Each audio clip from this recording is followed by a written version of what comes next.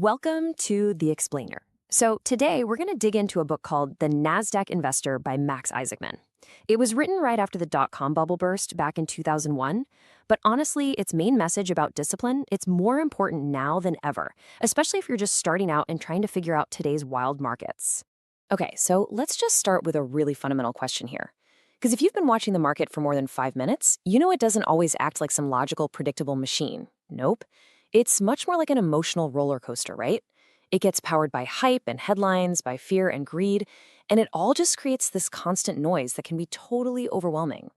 And this quote, man, it just gets right to the heart of the problem. The author makes this great point that one of the biggest fights any investor has isn't about picking the perfect stock. It's about fighting that powerful urge to just do what everyone else is doing. Following the crowd feels safe, for sure, but it is rarely the most profitable move.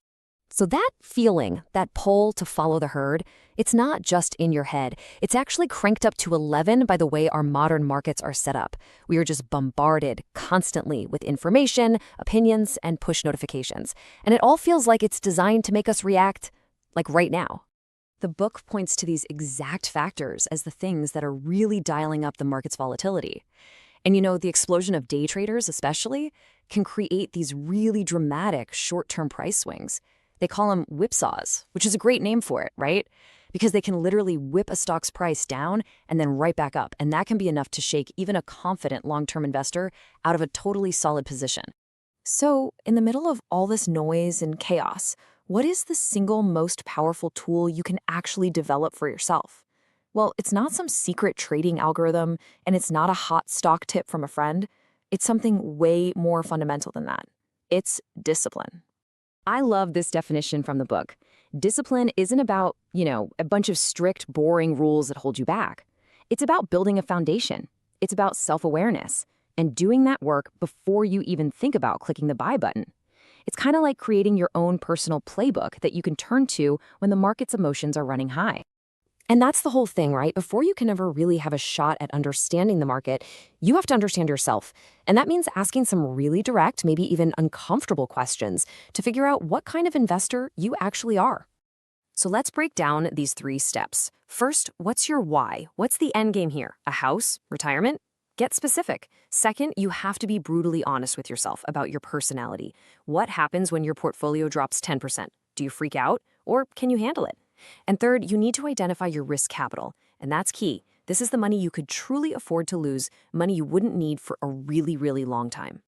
And this quote just sums it all up perfectly. Building that personal, internal foundation, that is so much more important for your long-term success than chasing whatever trend is hot this week. Okay, so now that we've got the whole know yourself mindset down, let's look at how this actually turns into some real, concrete strategies. Once you know your own playbook, you can start to put that discipline into action with a couple of powerful approaches.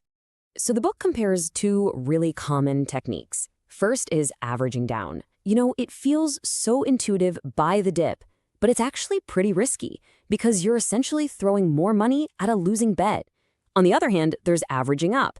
That means you add more money to a position that's already winning, which confirms your original idea was a good one. You're riding the momentum, and in a lot of markets, that has been a much more successful strategy. Okay, now for anyone who wants to invest in some of those exciting high-growth stocks, but is, also terrified of losing their shirt, the author suggests this really fascinating hedging strategy. You can think of it as building a safety net under your portfolio that guarantees you get your initial cash back. Okay. Check this out. It's a really cool strategy. Let's say you have $100,000. You take half of it, 50 grand, and put it into those risky, high-reward growth stocks. Then you take the other 50 grand and you buy something called zero-coupon bonds. Basically, you're paying $50,000 today for a bond that is guaranteed to be worth $100,000 in 20 years. So even if your speculative stocks completely tank and go to zero, you are still guaranteed to get your entire principal back. It's a really disciplined way to let yourself take some calculated risks. So when you put all of this together, the self-knowledge, the discipline strategies, what you're really doing is building a resilient mindset. You're investing with your eyes wide open, building a framework that can handle the market's inevitable storms so you can stay in the game for the long haul. So, what's the big takeaway from all this? Well, it's actually pretty simple, but it's profound. Successful investing isn't really about being some kind of genius who can predict the future. It's about knowing yourself, having the discipline to go against the crowd, and building a portfolio that actually lets you sleep at night. And that really leaves us with one final thought, right?